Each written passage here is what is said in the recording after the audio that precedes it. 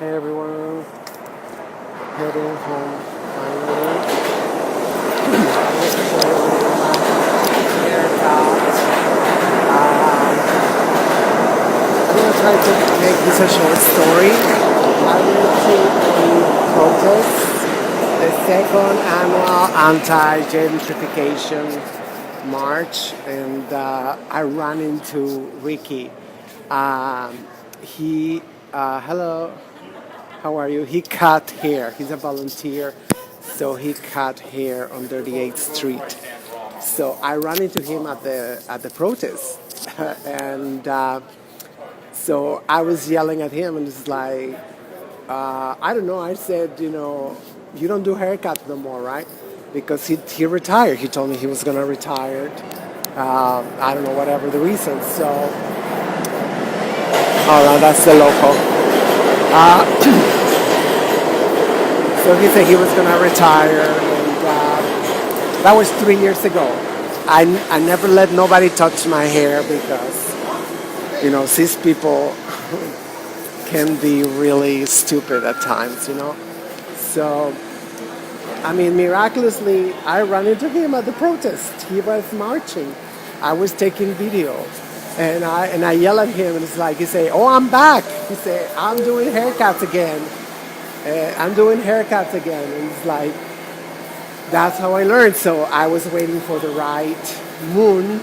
I do the first quarter of the moon or new moon, so you don't bleed your hair out of the nutrients, right?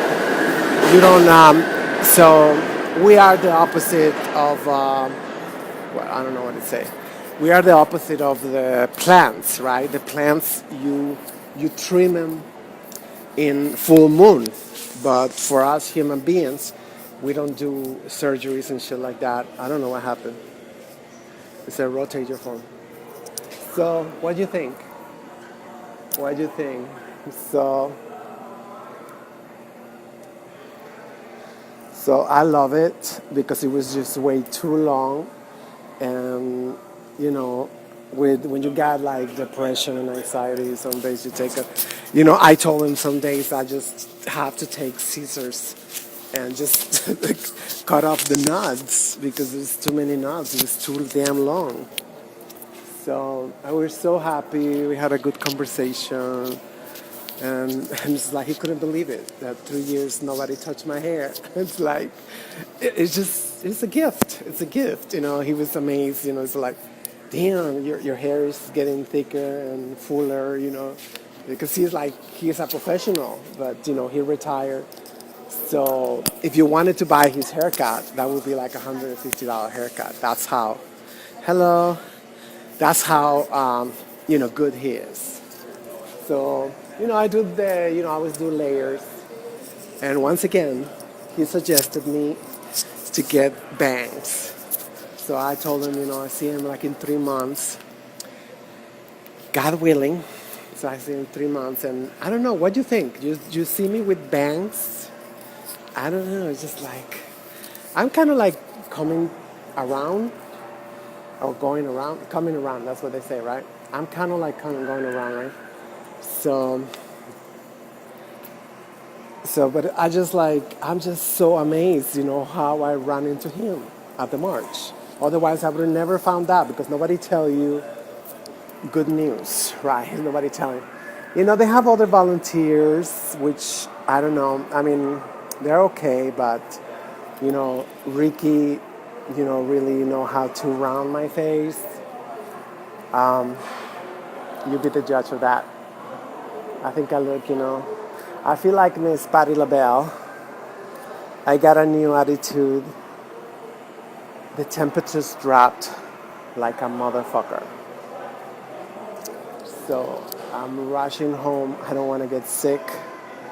I knew that was going to happen, but right now it's really hot. Here at the station it's very hot. Oh, I found this umbrella over there on 181st. It's a brand new beach umbrella. It's just people that just throw away shit. So, I just pressed something. Oh no, here it is. So I hope everybody got a good weekend. I hope everybody have a good weekend, right? That's what I say, you know. That's it. I don't have any plans for the weekend. I'm just resting, I guess. The baby left me exhausted. This morning, he got out of the bedroom and David started chasing him. And, you know, I was like, I really thought it was like, please, you know, he just got castrated. He just got castrated and, you know, he got into a big, I don't know if it was a fight because I don't know what guys do. You know, some of my friends, they say, oh, they're playing. So I don't know if they're playing or he's fucking him up.